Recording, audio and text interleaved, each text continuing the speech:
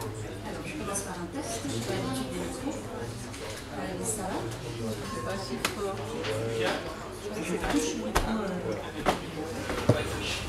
Je vais commencer un petit peu par mon parcours. Du coup, je suis ingénieur agronome. J'ai été diplômée de l'ISARA, qui est une école sur Lyon. Être diplômée de l'ISARA, ça veut dire des heures de cours sur plein de sujets différents en lien avec la filière alimentaire.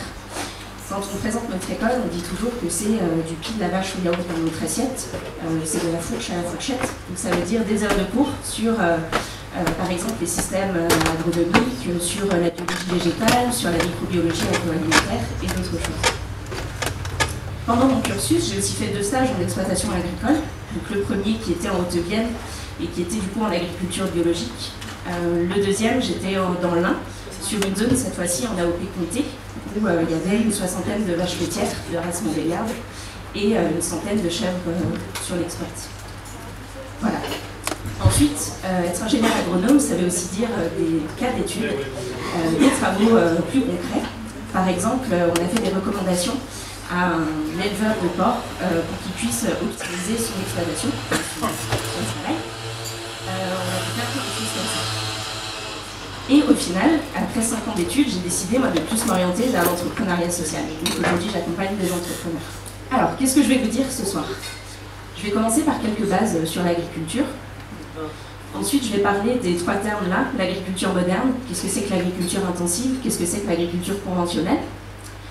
Ensuite, j'ai fait un tas, pour ne pas faire une slide trop longue, où je vais parler un peu des alternatives entre guillemets. Donc, je vais parler de l'agriculture bio, de l'agriculture raisonnée, par exemple. Et enfin, je vais revenir sur des outils de choix en tant que consommateur, notamment les labels, et ma grille à moi personnelle. Je vais commencer par quelques bases sur la plante. Donc on a une plante dans un environnement, et la plante, pour vivre, elle va avoir besoin de plein de choses différentes. On va commencer par de l'eau, ce qui paraît assez logique. Ensuite, elle va avoir besoin de lumière, parce qu'elle va faire de la photosynthèse, c'est-à-dire qu'elle va absorber en fait, le CO2 atmosphérique, qu'elle va transformer en O2 et en sucre grâce à la lumière. Ces sucres, ils vont se balader dans la plante grâce à la sève et ils vont permettre de... En fait, c'est en quelque sorte son carburant. Et la plante, elle produit aussi des phytohormones. C'est des hormones qui vont permettre de contrôler la croissance, qui vont permettre de faire tomber les fruits, de faire tomber les feuilles notamment. La plante, au niveau de ses racines, elle travaille avec ce qu'on appelle des mycorhizes. Les mycorhizes, c'est des petits champignons avec lesquels elle travaille en symbiose. Parce qu'en fait, la plante, elle n'est pas capable d'absorber les éléments nutritifs qui se retrouvent dans le sol sans ces mycorhizes. Donc en fait, les mycorhizes vont absorber ces éléments, ils vont les transformer, ils vont les donner à la plante. Et la plante, en échange, elle va lui donner un peu du sucre qu'elle a produit. Et donc dans ces éléments nutritifs, on retrouve le N, c'est de l'azote, le P, c'est du phosphore, et le K, c'est du potassium. L'azote, il va servir plutôt pour développer les parties vertes de la plante. Le phosphore, il va permettre le développement des racines. Il va aussi permettre la floraison et la fructification. Et le potassium, comme chez nous, il va permettre de faire circuler la sève. Il y a aussi d'autres éléments qu'elle peut absorber dans le sol, comme du fer ou comme d'autres choses. La plante, elle évolue dans un environnement. Il y a un climat, il y a des saisons qui vont influencer aussi sa vie. Elle évolue aussi dans le sol, par ses racines. Et le sol, ce n'est pas juste un support pour la plante. Le sol, il a une composition physico-chimique particulière en fonction du lieu. Il a une granulométrie, il a une composition en limon, en sable, en argile. Et dans son environnement, elle retrouve aussi des insectes ravageurs. Donc c'est des insectes qui vont venir manger la plante.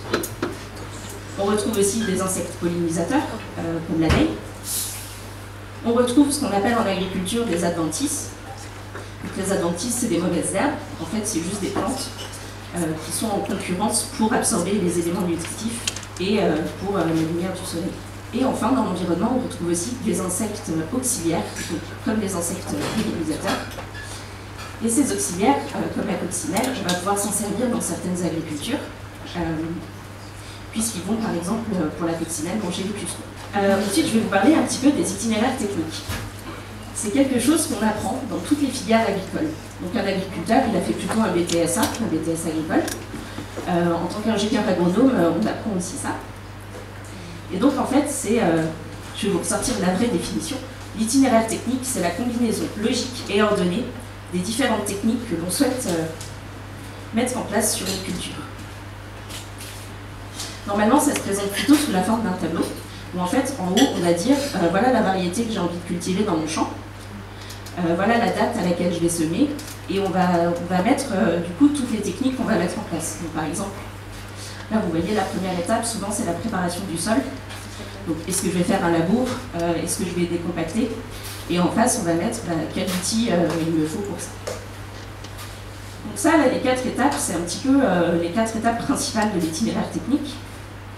Et en fait, si je vous dis ça, c'est parce que c'est à ce moment-là qu'on va pouvoir, par exemple, mettre des engrais dans la fertilisation pour la protection des plantes. C'est aussi là qu'on va pouvoir retrouver les pesticides qui vont permettre de protéger la plante. Chouette.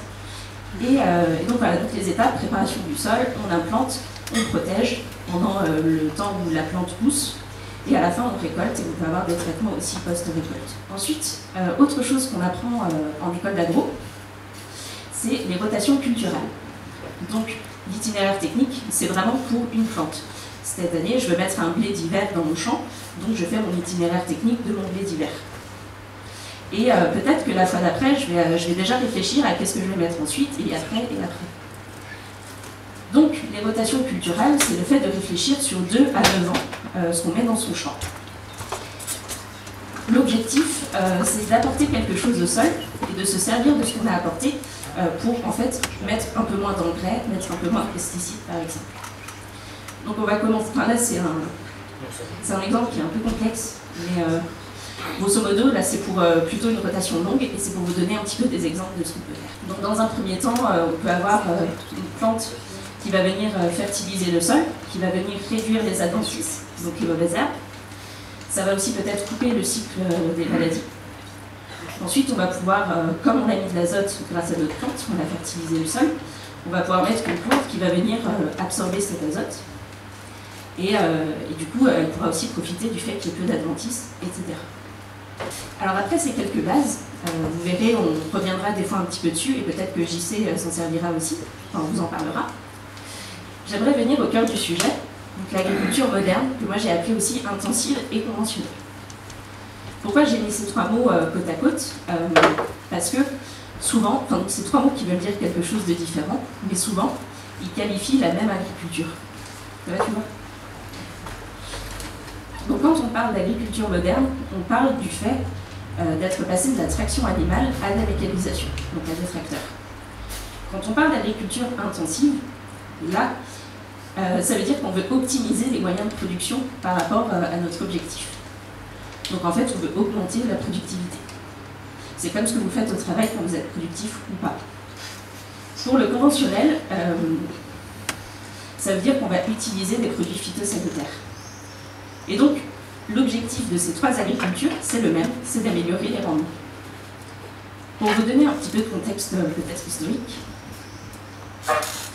l'agriculture moderne, elle est née au milieu du 19e siècle. Il y a 3 choses. La première, c'est le moment où on a la révolution industrielle. Donc, on commence à mécaniser tous les secteurs. La deuxième chose, c'est qu'il y a des progrès techniques, notamment agronomiques. On réalise que le sol il a une structure particulière et qu'on peut s'en servir pour alimenter notre plante. La troisième chose, c'est qu'on arrive dans la mondialisation. Donc, l'agriculteur, il a besoin de produire pour lui, mais aussi pour les autres. Donc, il faut qu'il produise plus. Après la Seconde Guerre mondiale, on a un nouvel enjeu qui va être de nourrir la population. Donc là, il va se mettre en place ce qu'on appelle la révolution verte. La révolution verte, ça s'est mis en place dans beaucoup de pays. Et en gros, c'est les politiques agricoles qui veulent augmenter la productivité et améliorer les rendements. Donc à nouveau, on va avoir encore plus de mécanisation, on va encore plus utiliser les tracteurs. La science a aussi fait des progrès encore plus importants, notamment la chimie. Donc on va utiliser encore plus de pesticides, encore plus dans le sens où on sait mieux comment les utiliser. Et en plus, par rapport à la productivité, c'est le moment où en fait les agriculteurs sont de moins en moins nombreux dans la population totale.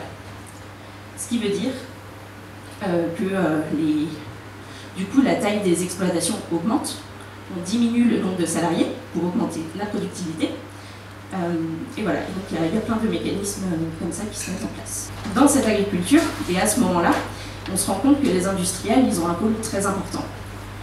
Je ne vais pas citer de nom, mais ils vont en fait expliquer aux agriculteurs comment utiliser leurs produits pour améliorer les rendements.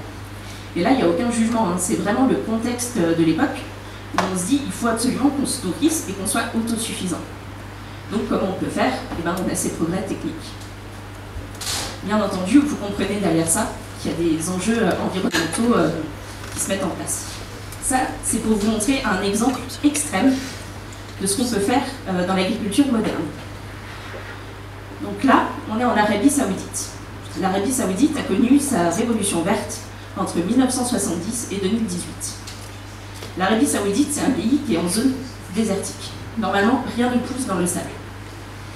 Et du coup, l'Arabie Saoudite devait importer toutes ces céréales. Donc, elle s'est dit, ça va pas, il faut qu'on soit autosuffisant. Donc les politiques se sont mis en place, la révolution verte, et là, on est sur une irrigation sur pivot, ce qui va permettre, avec d'autres techniques derrière, du coup, d'avoir ces cercles verts au milieu du désert. Et en fait, les politiques se sont rendus compte, du coup, là, j'ai oublié de dire, on pompe dans les nappes phréatiques. Oui, du coup. Parce qu'on ne va pas mettre de l'eau de la mer pour des céréales, pour rien donner. Donc les politiques se sont rendus compte que le prix de l'eau augmentait énormément. Ce qui veut dire que le prix de la tonne de blé a beaucoup augmenté aussi. Donc plus personne ne veut l'acheter, donc ça ne va pas. Et derrière ça, ils se sont aussi rendus compte qu'il y avait des enjeux environnementaux. Je le présente un peu comme ça, c'est un petit peu biaisé. Mais voilà. Et donc ils ont décidé en 2018 d'arrêter cette politique et de revenir à des importations. Du coup, je vous ai dit tout à l'heure que j'allais vous présenter aussi des alternatives à l'agriculture moderne que je viens de vous présenter. La première alternative, vraiment je mets des guillemets, hein, c'est pas forcément le meilleur mot, c'est l'agriculture qu'on dit raisonnée. L'agriculture raisonnée, je pense qu'elle est née il y a à peu près une vingtaine d'années, je dirais. C'est une agriculture dans laquelle les agriculteurs se disent j'ai envie d'avoir un impact positif sur l'environnement avec ma production. Donc il y a des fortes valeurs de respect de l'environnement. C'est quelque chose qui vient vraiment d'eux, on leur impose rien. En même temps, avoir des rendements élevés, pouvoir vendre dans du conventionnel, c'est pratique. Donc, ils s'autorisent les produits de synthèse, donc les produits phytosanitaires. Mais ils se disent, comme j'ai envie de protéger l'environnement, eh ben, je vais raisonner mes doses. Je vais raisonner mes rotations pour en mettre le moins possible. L'agriculture raisonnée, il n'y a pas de label. Il y a eu des demandes à des moments, mais c'est jamais passé, je ne sais pas trop pourquoi. Et du coup, il y a quand même une qualification qui a été mise en place en 2002 par le gouvernement, qui permet du coup aux agriculteurs de dire qu'ils font de l'agriculture raisonnée. Mais c'est pas un label. Ensuite, j'aimerais vous parler un petit peu de l'agriculture biologique. L'agriculture biologique, elle est née en même temps que la révolution verte, dont je vous parlais tout à l'heure. Donc après la Seconde Guerre mondiale. L'agriculture biologique, en France, hein, j'entends, parce qu'elle existait déjà en Autriche et déjà dans d'autres pays. Elle a été créée parce que des gens étaient opposés au fait d'aller dans du conventionnel. Donc ils ont décidé de ne pas mettre de produits de synthèse dans leur culture. C'est des gens qui ont envie de protéger l'environnement, qui ont envie d'utiliser d'autres techniques, comme la lutte biologique. L'agriculture biologique, elle est reconnue par l'Europe. La première chose, le logo AB que vous devez connaître, c'est une marque en fait. Une marque qui appartient au ministère de l'Agriculture. Et le label que vous voyez à côté, le REFEL, c'est un label qui est reconnu par l'Europe. Ce qui veut dire que derrière ça, il y a un cahier des charges assez important. Et ça, je pourrais vous en parler, parce que moi j'ai fait un stage du coup sur une exploitation AB. Que vous dire de plus sur le label? En gros, en Europe, en France, on fait partie des plus exigeants sur le cahier des charges. Il y a des pays qui le sont beaucoup moins, pour plein de raisons, parce que le contexte économique fait qu'ils ne peuvent pas mettre autant de pression sur leurs agriculteurs. C'est horrible parce qu'on dirait que je vais pleurer en disant ça, je suis un petit peu stressée. Ça me détend un petit peu de vous le dire. Du coup, ils ne peuvent pas mettre autant de pression sur les agriculteurs. Donc vous avez des pays comme nous, on est très exigeants, et d'autres pays, on l'est beaucoup moins. Donc l'Europe s'est dit, pour que tout le monde puisse avoir ce label, on va faire un peu la moyenne. Donc finalement, ce que vous pouvez comprendre derrière, c'est que quand vous achetez un produit qui est labellisé par l'Eurofeuille, vous pouvez vous dire que c'est un petit peu moins exigeant que ce qu'on attend en France. Une troisième chose, en agriculture biologique, comme il n'y a pas de produit de synthèse, on va avoir une réflexion, généralement, je reviendrai sur les parenthèses, plus systémique. C'est-à-dire qu'on va réfléchir aux rotations, donc ce que je vous ai dit tout à l'heure. On va réfléchir plutôt au bien-être animal. Par exemple, quand vous achetez des œufs bio, les poules, elles ont été élevées en plein air. Ou une partie, en tout cas, de leur vie, avant d'entendre. Voilà. On va aussi instaurer par exemple la lutte biologique, donc passer par les petites coccinelles pour manger une puceron. J'ai mis généralement. Pourquoi j'ai mis généralement? Parce que pour moi, il y a à peu près deux agricultures bio. Il y a la première, qui est celle de votre maraîcher que vous connaissez, peut-être l'exploitant qui a une ferme d'une taille relativement entendable, je ne saurais pas vous donner de chiffres, mais voilà, qui lui est vraiment dans cette réflexion du bio à fond. Et il y a le bio que vous achetez dans les grandes surfaces. Un petit peu différent. Deux choses. La première, quand vous achetez une boîte de haricots qui vient de Madagascar, qui est bio, on peut se demander, ok, est-ce que l'environnement là-dedans est vraiment pris en compte? Parce que c'est quand même loin de Madagascar. Deuxième chose, est-ce qu'on pense vraiment au système? Parce que les agriculteurs à Madagascar, ils sont quand même moins bien payés que les nôtres. Et en plus, comme ils produisent pour nous, bah, ils ne produisent pas pour eux. Donc c'est quand même problématique.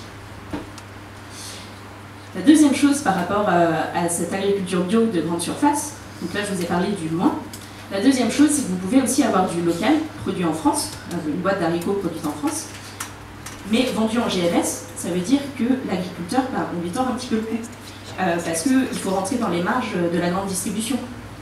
Ce qui veut dire qu'on va lui réduire ses propres marges à lui, pour pouvoir dire après c'est qu'il est moins cher.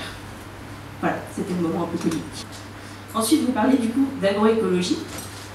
Donc c'est un mot qu'on entend, je trouve, de plus en plus souvent. Qu'est-ce que sur le contexte, c'est quelque chose, disons que les premières recherches là-dessus ont eu lieu, enfin la première fois qu'on a un peu parlé de ça, c'était dans les années 30 aux États-Unis. Ensuite, c'est arrivé en France, enfin pas en France, mais aussi, en même temps que la révolution verte et l'agriculture bio. C'est de se dire, ça ne veut pas du tout qu'on produise en conventionnel, j'ai pas envie de ça, j'ai envie d'autre chose. Ensuite, il y a eu beaucoup de progrès, il y a eu de plus en plus d'études, de plus en plus de choses sur l'agroécologie. Et on arrive dans les années 80. C'est là que Pierre Rabhi rentre en jeu. Pierre Rabhi. C'est ça. Et du coup, Pierre Rabhi, c'est un petit peu avec d'autres personnes, mais c'est le seul que je connais dans la liste et je pense que c'est celui qu'on connaît le mieux. C'est un petit peu celui qui a porté l'agroécologie en France avec le mouvement des colibris et avec l'association Terre et Humanisme. Ok, du coup, qu'est-ce que c'est que l'agroécologie? C'est une réflexion qui est réellement systémique, enfin qui est systémique, c'est tout, où on va considérer tout l'environnement dans lequel on est. Du coup, dans l'agroécologie, on va associer nos connaissances en écologie à l'agriculture, d'où le mot agroécologie.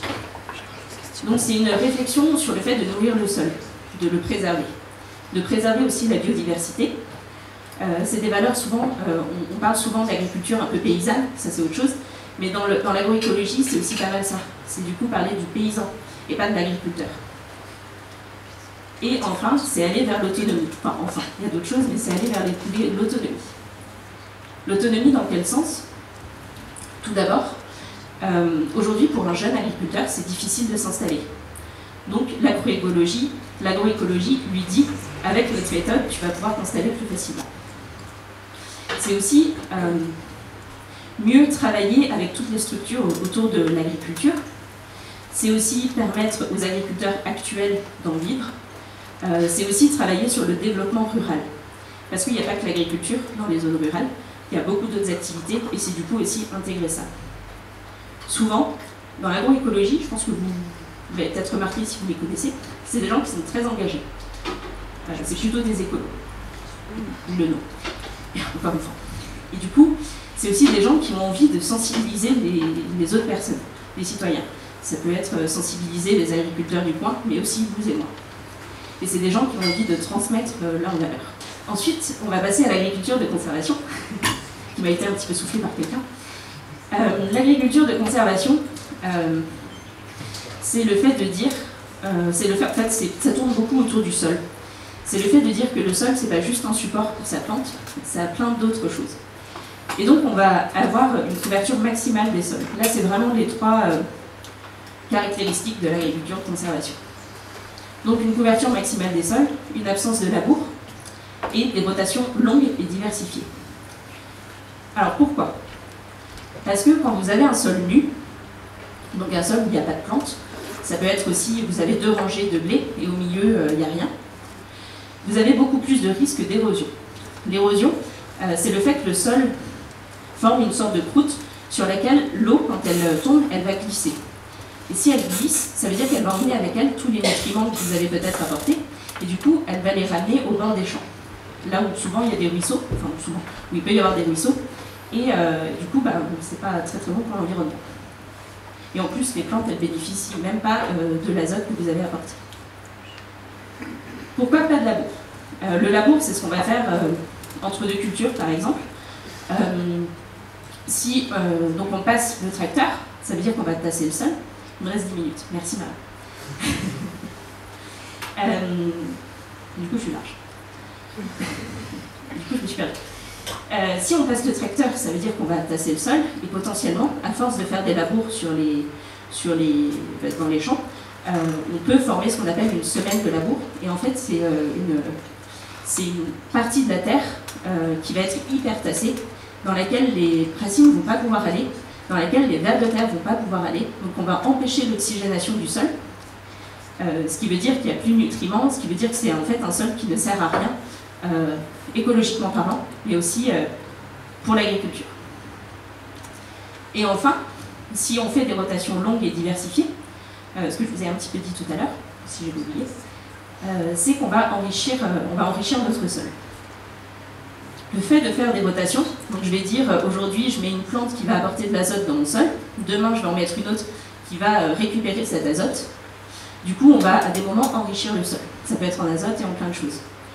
Dans les rotations, on peut aussi mettre à des moments des plantes qui vont avoir une racine assez importante comme une carotte, un pivot, et qui vont permettre aussi de travailler le sol.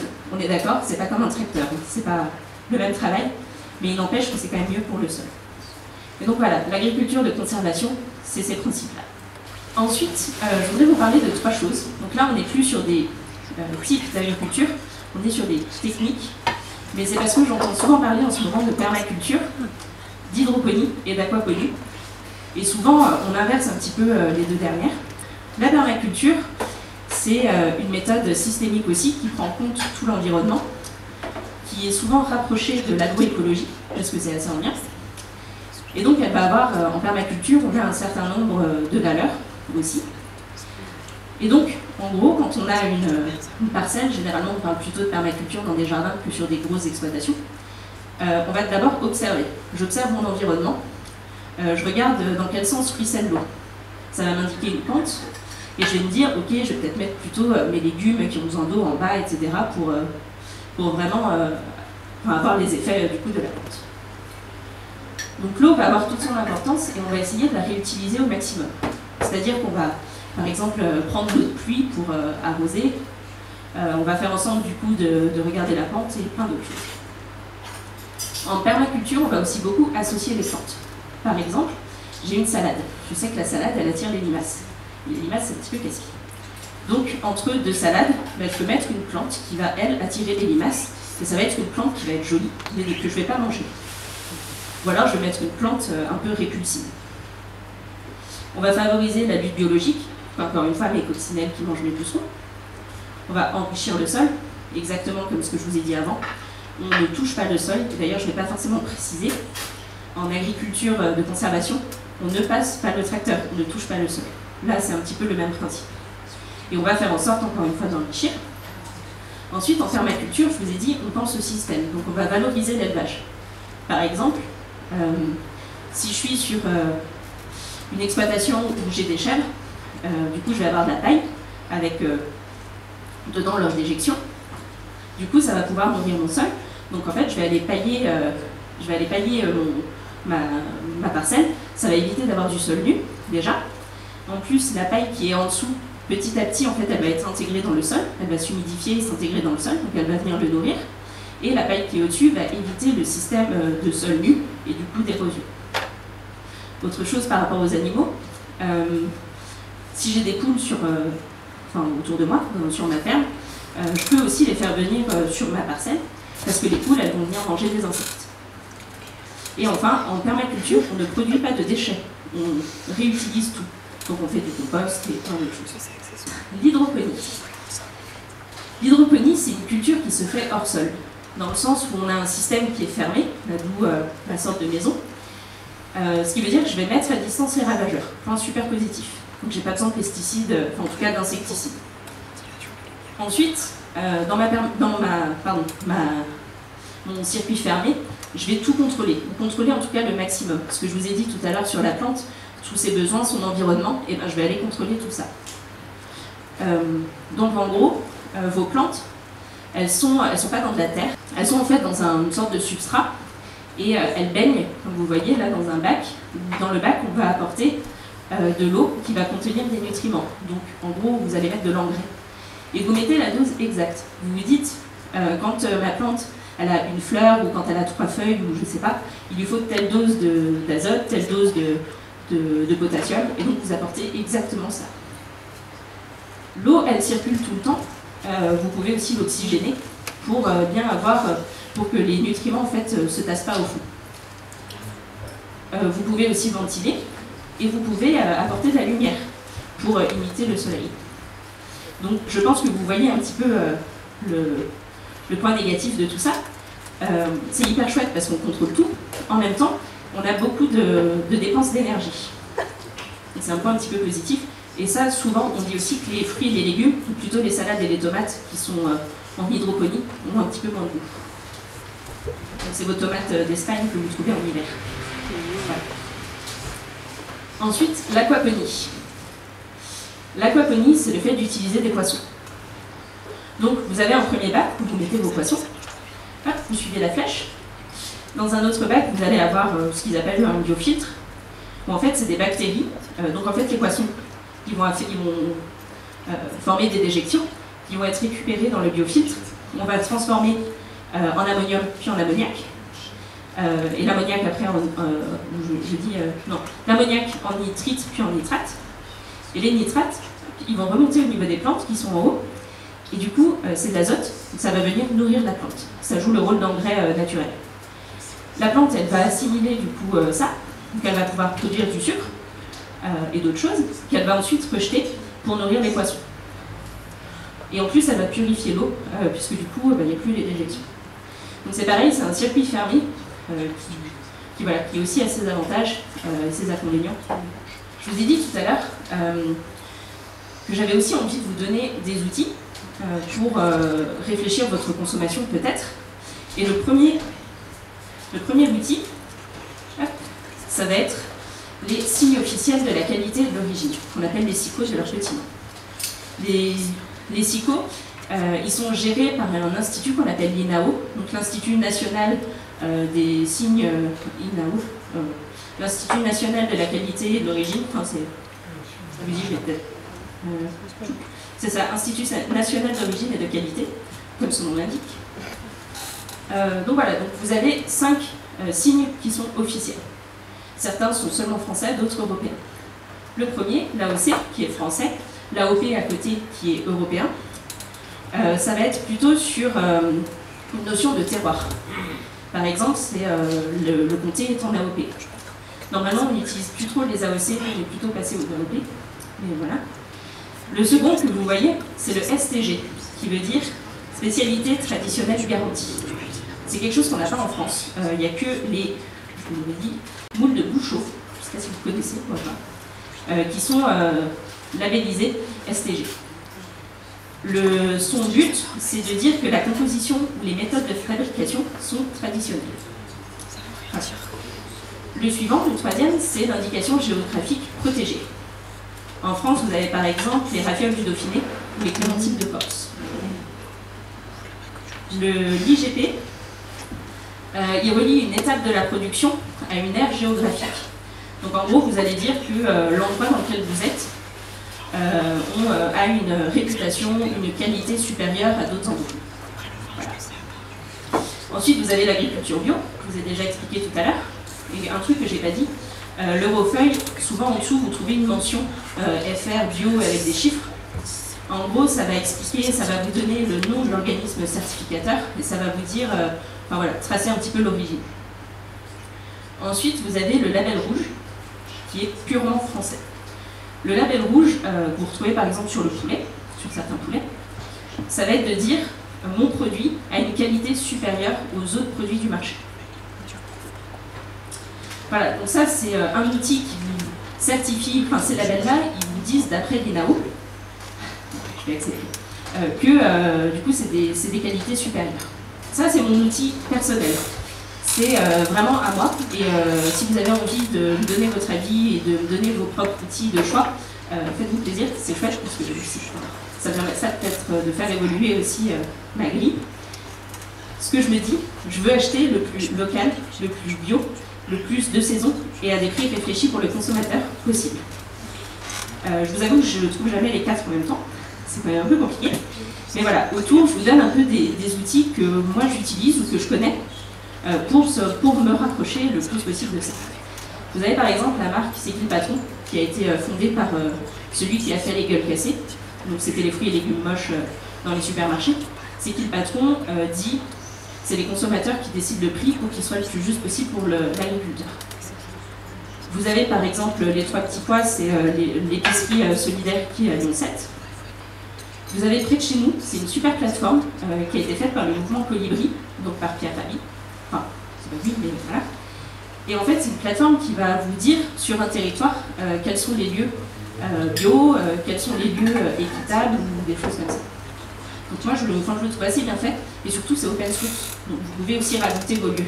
Donc en conclusion, ce que je voulais vous dire par cette première conférence, c'est que l'agriculture, c'est un système qui est très très complexe, pour plein de raisons. Parce qu'on touche au vivant, déjà, et qu'on ne peut pas tout maîtriser. Parce qu'on touche en plus à ce qui nous nourrit, ce qui nous permet de vivre, ce qui permet aussi de vivre à des agriculteurs. Donc, ce que vous voyez là sur la diapo, en vert, c'est ce que j'ai abordé, très rapidement. En gris, c'est d'autres choses qui me sont venues quand je préparais, que je n'ai pas du tout abordées. Donc c'est pour vous dire qu'il y a plein de mouvements différents, il y a plein de manières de penser, il y a plein de valeurs différentes dans l'agriculture. Merci beaucoup pour cette super présentation. Et je vous invite donc à poser vos questions, vous levez la main, et pour ceux qui sont un peu derrière, il va falloir que vous rapprochiez pour que je puisse vous tendre le micro.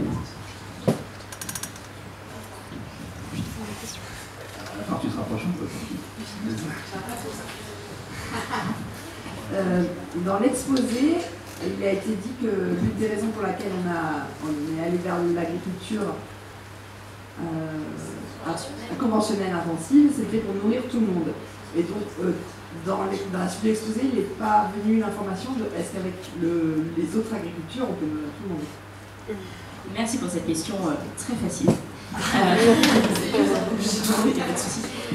C'est une vraie question. Et je ne l'ai pas abordée parce qu'en fait, je ne sais pas. Et je n'ai pas appris si l'agriculture de conservation ou l'agriculture bio peuvent nourrir tout le monde. Il y a plein d'écoles différentes, et on en parlait d'ailleurs tout à l'heure avec des membres de l'équipe des apérosceptiques. Et c'est de dire qu'il y a tellement de choses différentes, il y a tellement d'études possibles, et ce serait super cool d'avoir une étude qui dise est-ce que l'agri-bio permet de nourrir le monde. À l'heure actuelle, j'ai encore jamais vu ça. Malheureusement, je ne peux pas répondre plus. Et j'en suis vraiment désolée.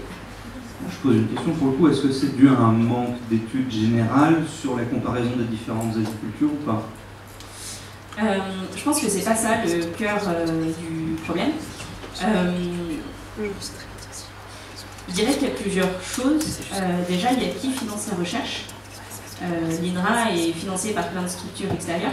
Ceux qui ont les sous, c'est les grosses boîtes. Donc est-ce qu'ils ont envie de, par exemple, c'est vraiment un peu polémique ce que je dis, c'est mon opinion, est-ce qu'ils ont envie de dire dans telle grosse boîte que l'agri-bio va pouvoir nourrir le monde, déjà? Deuxième chose, c'est hyper dur de faire une étude comme ça et je me dis, je me mets à leur place, trouver les bons critères, la bonne méthode. Mon opinion, je ne suis pas chercheuse, hein, je pense que ça doit être assez complexe.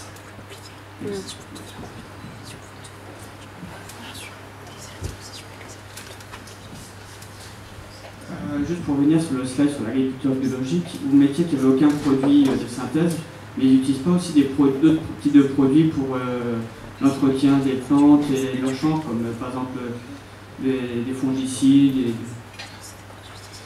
Alors là-dessus, il y a un petit peu plein de choses. Je ne suis pas hyper experte de cette question.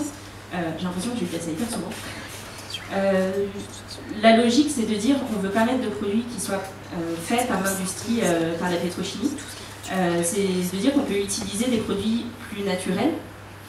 Voilà. Après, j'ai aussi lu qu'il y a des moments quand il y a, mettons, des gros problèmes climatiques, que des vignerons, par exemple, vont perdre toute leur récolte parce qu'il y a eu du coup des champignons à cause de la pluie, etc. On peut leur autoriser très exceptionnellement d'utiliser certains produits.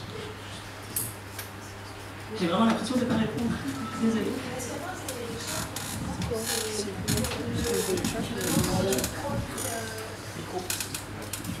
Le cahier des charges, c'est la question.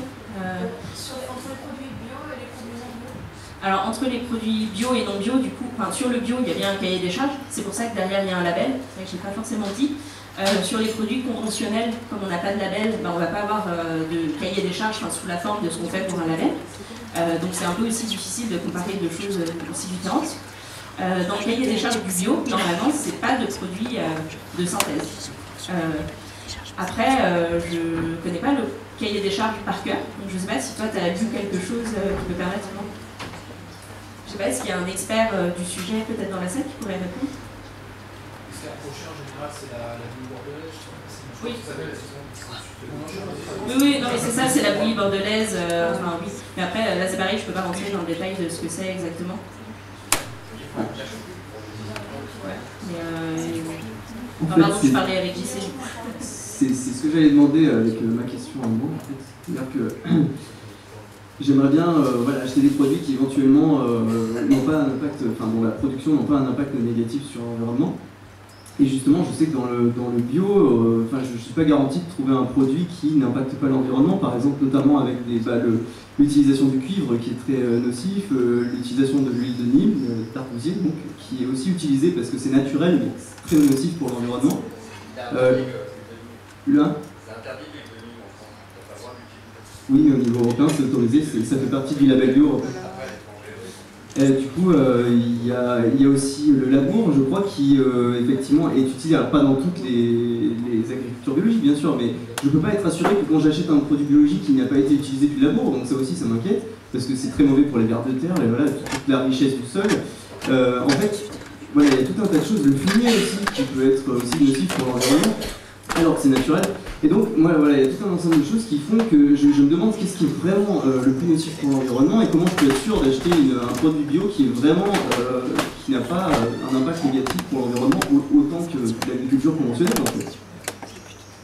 Mon opinion, quand tu vas chez un agriculteur bio, ou si tu passes par des circuits qui te permettent d'échanger directement avec lui, par exemple si tu vas acheter sur sa ferme ou si tu vas dans des magasins de producteurs qui sont gérés par les producteurs et qui peuvent t'expliquer du coup concrètement qu'est-ce qu'ils font, je pense que c'est le mieux parce que c'est là en fait où tu sauras vraiment déjà ça. Et moi ce que je me dis quand j'achète du bio, même à Biocoop ou des fois je vais à Carrefour Bio, j'achète du bio aussi Carrefour, je me dis c'est toujours mieux que d'acheter du conventionnel. Et ça, encore une fois, c'est vraiment mon opinion. Et après, en conventionnel, il y a aussi des agriculteurs ou en agri raisonné qui essaient de faire les choses au mieux pour l'environnement parce qu'ils n'ont pas les moyens de faire autrement. Ils sont dans un contexte aussi socio-économique particulier. Les agriculteurs, ils ne se suicident pas pour rien, quoi. Et du coup, si on leur dit le conventionnel va te permettre de gagner des sous, ça s'entend aussi. Donc là, après, je sors complètement du truc environnement. Mais voilà, c'est tellement complexe. Moi, ce que je me dis quand je consomme quelque chose, c'est je ne vais pas me culpabiliser. Je fais du mieux que je peux avec tous les outils que j'ai, avec une petite partie des connaissances que j'ai sur le sujet. Voilà. Et du coup, j'essaie de faire au mieux et je me pose les mêmes questions que toi. Et du coup, j'essaie, quand je vais sur les marchés, j'essaye de parler avec les gens. Ça fait un peu... Ça fait un peu, je sais pas comment dire ça, mais voilà. Il y a pas de, malheureusement, il n'y a pas de formule magique. Apparemment, il y a une autre réponse. C'est juste concernant les produits de synthèse, en fait, ça me dérange beaucoup l'opposition naturelle-synthèse. Parce que, mettons, il y a un produit qu'on autorise en agriculture biologique, et pour une raison X ou Y, on arrive à le reproduire de manière synthétique par une industrie. C'est le même produit qui est produit, c'est la même molécule qui est produite dans les deux cas. Mais parce qu'elle est produite par une usine, on la refusera.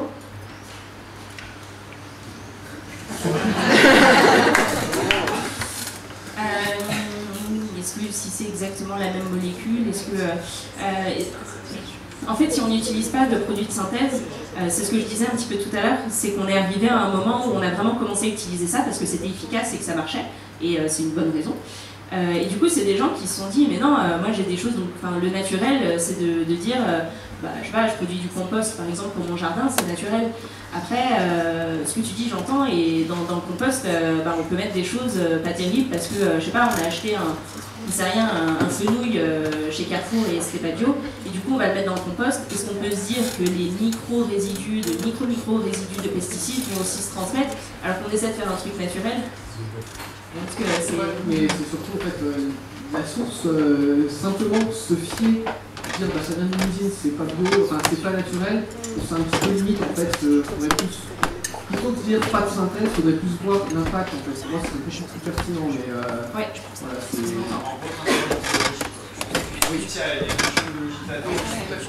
Après, il y a aussi dans l'agri-bio et dans d'autres types d'agriculture, en fait, on ne va pas remplacer. On ne va pas dire, par exemple, en conventionnel, à tel moment, je vais mettre un engrais chimique qui du coup vient d'une usine. Et dans le bio, je vais mettre au même moment un engrais mais naturel. En fait, ça ne va pas être la même réflexion parce que dans le bio, logiquement, encore une fois, voilà, tout le monde ne fait pas ça, on va essayer de faire quelque chose de plus systémique, de plus global, et du coup, on va peut-être pouvoir éviter cette étape de mettre un engrais qui soit naturel ou pas, aussi. Ouais, alors moi c'était une question un peu plus globale parce que c'était, mais t'inquiète, c'est une bonne question de merde. Au sens strict, c'est justement, moi c'est une question que je me pose, c'est là on voit justement sur les trucs d'aquaponie, machin, c'est l'histoire de bilan, d'engrais et tout. Et une question que je me pose, c'est en fait sur finalement toute l'alimentation humaine, ça devient des excréments et ainsi de suite. Et finalement tout ça, ça part dans les égouts, ça part dans les océans. Et est-ce qu'il n'y a pas en fait un problème non mais ça me fait tout rigoler, mais est-ce qu'il n'y a pas un problème en fait d'équilibre là-dedans, c'est-à-dire qu'en fait on est en train on prend en fait plein de nutriments qui viennent des plantes, qui passent dans l'alimentation humaine et après qui sortent du cycle. Est-ce qu'il n'y a pas une erreur, un problème de logique? Moi j'essaie de comprendre, j'ai pas trop de connaissances sur le sujet, donc est-ce qu'il n'y a pas une erreur de logique en fait dans le fait que voilà, tous ces composés biologiques, ils arrivent dans l'alimentation humaine et après ils sortent du cycle, quoi. Bon, c'est intéressant, c'est intéressant comme réflexion. Je t'avoue que je n'ai pas fait trop d'études sur ce qui se passe dans les égouts et tout ça. En fait, je ne sais pas trop quoi répondre, mis à part que tu as peut-être inventé un nouveau type d'agriculture. Du coup, un système hyper fermé, hyper en réutilisation. Je sais pas quoi dire. Non, mais parce que le principe de la phytoaltération, c'est pas un peu comme l'histoire de l'aquaponie, ouais, c'est un peu ça. Sauf que c'est avec des excréments humains.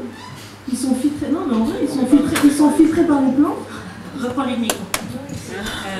Par rapport en fait à un cycle. Je ne sais pas s'il y a des études qui ont été faites sur les excréments humains, humaines, je ne sais pas si c'est féminin ou masculin. Et je ne sais pas si ça a été fait, mais je me dis que ça ne doit pas être quand même très très joli ce qu'on retrouve dedans, parce que est-ce qu'on est sûr qu'on a tous une alimentation genre hyper saine ou tout ça? Si déjà on mange de la viande, on va avoir un peu d'autres choses que ce qu'on va produire par exemple avec des excréments d'animaux. Ça ne va pas être la même composition. Oui, mais c'est pas parlé dans le microcycle. Oui, les carnivores, ils vont aussi faire leurs besoins dans la nature, mais est-ce qu'on réfléchit ça dans une logique de faire pousser une plante en particulier et d'avoir un certain rendement et de nourrir les gens? Je pense pas trop. Après, moi, j'ai arrêté de cueillir des fruits sauvages un petit peu pour cette raison aussi. Voilà. si je peux réagir là-dessus. Au printemps à Lyon, il y a le salon de la terre écologique. Alors, je ne sais pas ce que ça veut dire la terre écologique, mais j'ai vu que c'est rigolo. Et il parlait d'une mucisation cette année, c'était vachement à la mode, que du compostage de corps humain. Donc c'est pas avec l'éjection, mais c'est avec le corps lui-même, utilisé comme compost. Et moi j'avais une autre question. Sur la diapo finale, il y avait toute la liste des agricultures, j'ai trouvé ça super bien. Et je me demandais sur toute cette liste, une personne qui sort d'une formation de NIRIA, qui est donc une formation très avancée, j'imagine qu'il y a une transmission de l'état actuel de la science, ou une personne qui sort d'une formation pour devenir agriculteur ou paysan. Il y en a combien là-dedans dont il a entendu parler? En fait, une question à laquelle je peux vraiment répondre. En fait, c'est un petit peu ce que je voulais aussi dire au début, quand je parlais des itinéraires techniques. Je ne sais pas si vous vous souvenez, je disais c'est une méthode qu'on apprend au BTSA. Du coup, le minimum pour être agriculteur, c'est d'avoir passé son BTS agricole, parce qu'on va connaître des techniques. Un BTS, c'est 2 ans d'études, c'est vraiment pas beaucoup. Des fois, il y en a qui ont fait un lycée agricole avant. Et alors, je ne saurais pas dire exactement quelle agriculture on apprend et quelle on n'apprend pas. Mais de ce que j'ai pu percevoir en échangeant avec des agriculteurs, c'est qu'ils sont assez souvent au départ sur du conventionnel, parce qu'on va leur dire l'itinéraire technique, en fait on va apprendre une technique, on va apprendre une méthode, quelque chose qu'on va pouvoir reproduire. Et des fois, je pense qu'on oublie un petit peu aussi qu'il y a du vivant et qu'il y a d'autres choses, enfin voilà. Donc on va leur dire, à tel moment, en fait, pour que ton champ il soit comme ci ou comme ça, il faut que tu passes le tracteur et que tu fasses telle technique. Donc après, forcément, ils vont reproduire, c'est ce qu'on leur a appris. Et moi, quand j'étais sur la ferme en agriculture biologique, c'était des gens qui n'avaient rien à voir avec ce milieu-là. Souvent, en plus, dans l'agriculture, ce qu'on peut observer, c'est que c'est souvent des enfants d'agriculteurs, ou en tout cas qui ont des agriculteurs dans leur famille. C'est assez spécifique comme milieu. Et là, les gens chez qui j'étais dans le bio, elle était prof de biologie au lycée. Et lui, je ne sais plus ce qu'il faisait avant comme métier, mais ils ont eu en fait une carrière dans autre chose. Et je pense que c'est aussi par ces carrières qui se sont ouverts. Enfin, je ne dis pas que les agriculteurs sont fermés, je ne fais pas l'opposition, mais ils se sont ouverts aussi à d'autres choses parce qu'ils ont vécu d'autres choses, ils n'ont pas connu l'agriculture de la même manière que nos agriculteurs. Donc pour moi, un agriculteur, on va plutôt lui apprendre des choses conventionnelles, on va lui apprendre l'intensif aussi dans le sens où il faut qu'il sorte un salaire quand même, il faut qu'il vive. L'agriculteur, il faut savoir qu'il a plein de métiers. Il travaille déjà avec le vivant, il fait pousser des choses. En plus de ça, il doit être expert comptable. En plus de ça, il doit gérer une exploitation. Il doit gérer des fois des salariés. Il doit aussi gérer de l'élevage, ça se fait d'une certaine manière. Dans mon champ, je vois ça d'une autre manière. Et il gère absolument tout ça, pas tout seul, mais un petit peu. Du coup, apprendre tout ça en 2 ans, ou 5 ans s'il y a eu un lycée avant, je pense que c'est un petit peu complexe. Donc voilà, je me suis un peu étendue. Est-ce que j'ai répondu? Ok. Alors on va s'arrêter maintenant pour les questions. On remercie beaucoup Marine, c'était passionnant.